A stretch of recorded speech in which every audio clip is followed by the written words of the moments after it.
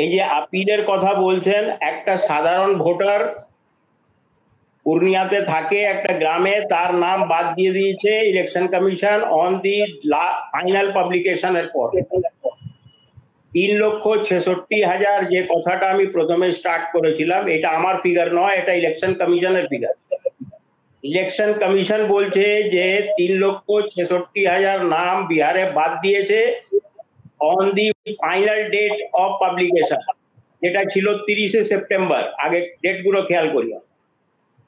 30শে সেপ্টেম্বরে আইনি প্রক্রিয়া আমি বলে দিই, প্রত্যেকটা ভোটার যার নাম ডিলিট হয়ে যায়, যে কোনো কারণই হোক, সে ভুল করে হোক, যেভাবেই হোক, সে কিন্তু কোর্ট যায় না, কোর্ট এন্টারটেইন করবেন না। আইনে পরিষ্কার আছে, কোর্ট এন্টারটেইন করবেন না। একটা ভোটার যে গরিব মানুষ, সে তার নাম ডিলিট করে দিয়েছে, আমরা কি আমাদের মতন দেশে এক্সপেক্ট করতে পারি যে বিহারের ওই প্রত্যন্ত গ্রাম থেকে ওই ভোটার সুপ্রিম কোর্টে একটা লয়ার হায়ার করে আপিল করবে? একদমই না। প্রসিডিয়ার যেটা হচ্ছে, রেজিস্ট্রেশন অফ ইলেকট্রাল রুলস যেটা রয়েছে, সেখানে পরিষ্কার বলে দেওয়া আছে যে ইআরও ইলেকট্রাল রেজিস্ট্রেশন অফিসার যদি কারোর নাম ডিলিট করে, তাহলে সে আপিলটা লাই করবে to the district election officer. এবং অনারেবল সুপ্রিম কোর্ট কিন্তু এই অর্ডারটাই করেছিল যে তুমি আপিল করবে, আপিল তার কাছে নয়, appeal as per procedure rules হচ্ছে ডিস্ট্রিক্ট ইলেকশন অফিসারের কাছে উইদিন 15 ডেজ আপিল করতে হবে। 15 ডেজ যদি 30th সেপ্টেম্বর পাবলিশ হয় ফাইনাল রোল, তার কপিটা পেতে হবে আগে। ইআরও যে রিজেন্ট অর্ডারটা করেছিল ডিলিশনের ক্ষেত্রে, একটা রিজেন্ট অর্ডার করতে হয়। আমি নিজে 32 বছর এই কাজ করেছি এবং রিজেন্ট অর্ডার করি আমরা, যে why the name was deleted. তারপর ওই কপি পেতে হবে ইআরওর কাছে আমাকে, তারপর ওই কপিটাকে দিয়ে আমি ডিস্ট্রিক্ট ইলেকশন অফিসারের কাছে উইদিন 15 ডেজ আমি অ্যাপিল করব। 15 ডেজ হচ্ছে 15th October. 15th October 30th September থেকে 15 ডেজ, 15th অক্টোবর আমি আপিল করব, ঠিক আছে? এবং আপিল করার পর ডিস্ট্রিক্ট ইলেকশন অফিসার তার নোটিশ ইস্যু করবে for a period of 7 days. 7 দিন ক্লিয়ার ডেজ দিয়ে ওকে নোটিশ ইস্যু করতে হবে। ইআরও কেও ডাকতে হবে এবং কমপ্লেনেন্টকে ডাকতে হবে, ডেকে হিয়ারিং নিয়ে তাকে আবার রিজন অর্ডার করতে হবে। তারপর সেকেন্ড আপিল লাই করবে to the CO another 15 days. In the mean time election complete হয়ে যাবে and the whole procedure will become infructuous.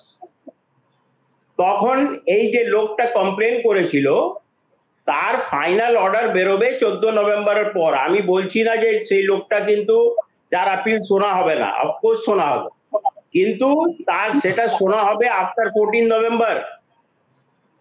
এই 3,66,000 লোক, যেটা ইলেকশন কমিশনার বা যে কোনো লোক বলছে, আমি জানি না মাল্যদার সোর্স কি, যে কে বলেছে যে আপিল লাই করছে না। এটা ইলেকশন কমিশনার কোনো একটা প্রেস কনফারেন্সে বলেছেন। Did he has he put up a notice on the website of the election commission যে there is no notice, no appeal lying with the pending with the 38 district magistrates? 38টা জেলা আছে বিহারে, কোনো কি ডিএম এর কাছে একটাও আপিল কি লাই করছে না? এইটা পুরোপুরি ভুল কথা যদি কেউ বলে থাকে। আর ইলেকশন কমিশন নিজের ওয়েবসাইটে কিন্তু এখন অব্দি, আজকে দিন অব্দিও কোনো তথ্য দেয়নি যে কটা আপিল, কটা ডিস্ট্রিক্ট ইলেকশন অফিসারের কাছে আপিল লাই করছে। This is number 1।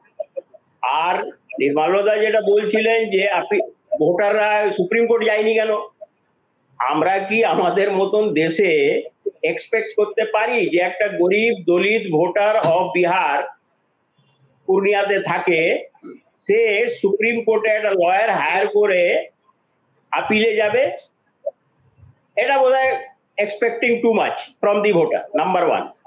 নাম্বার 2 হচ্ছে যে ইলেকশন কমিশনের উপরে কেউ কিন্তু আজ পর্যন্ত 1951-52 থেকে ইলেকশন কমিশনকে নিয়ে খুব শ্রদ্ধা থাকতো। এত কেস সুপ্রিম কোর্টে ইলেকশন কমিশনের বিরুদ্ধে হয়নি কোনোদিন। এটা প্রথমবার হয়েছে যে 12টা পিটিশন ফাইল হয়েছে এসআইআর এর এগেইনস্টে। আর যে supreme court, honourable supreme court যে কথাটা বলেছেন যে আমি কোনো অ্যানোমালি দেখলে আমি পুরো এসআইআরটাকে ক্যান্সেল করে দেবো, হ্যাঁ বলেছিলেন। যোগেন্দ্র যাদব নিজে 15টা লোক নিয়ে, সুপ্রিম কোর্ট বলেছিল 15টা লোক নিয়ে এসো, ডেড ভোটারকে লাইভ বা লাইভ ভোটারকে ডেড করে দিয়েছে, আর নিয়ে এসো আমরা দেখব। ও লোককে নিয়ে হাজির করেছিল, সেটাকেও কিন্তু কেউ চ্যালেঞ্জ করেনি আজ পর্যন্ত। নাম্বার 1। রাহুল গান্ধী যে কথাটা বলেছেন, প্রেস অ্যান্ড মিডিয়া কনফারেন্স করে বলেছেন, why should Rahul Gandhi file an affidavit? Why should he file an affidavit? He is a political person. পরিষ্কার বুঝতে হবে রাহুল গান্ধী পলিটিক্স করছে, অফকোর্স পলিটিক্স করছে। He is a politician, he should do politics, that's his job.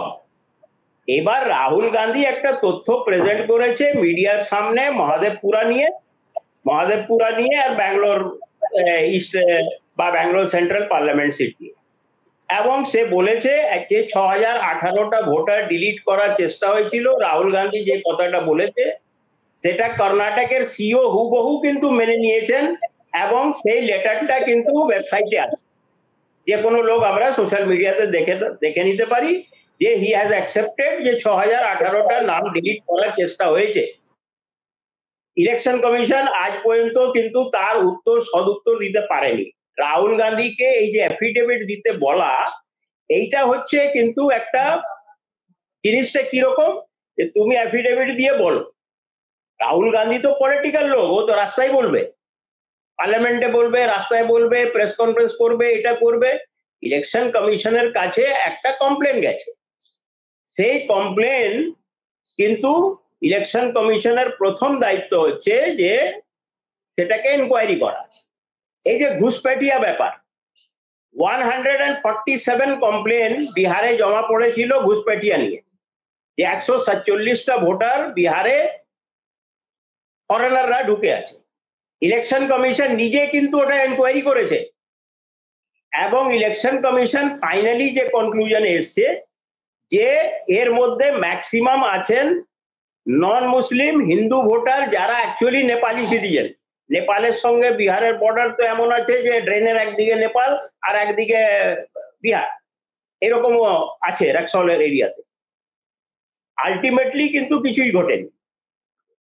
তো 3টেকে পাওয়া গেছে, আর ওটা এখনো ইনকোয়ারি স্টেজে আছে, কি হবে না হবে। তাহলে এই ঘুষপেটিয়ার নেগেটিভটাকে ইলেকশন কমিশন প্রথম 24 জুনের নোটিফিকেশন যদি পড়ি আমরা, তাহলে ওইখানে পরিষ্কার বলা আছে, ইলেকশন কমিশনের নোটিফিকেশনই বলেছিল যে if any foreigners are found, ওটাকে ফরেনার ট্রাইব্যুনালে পাঠানো হবে।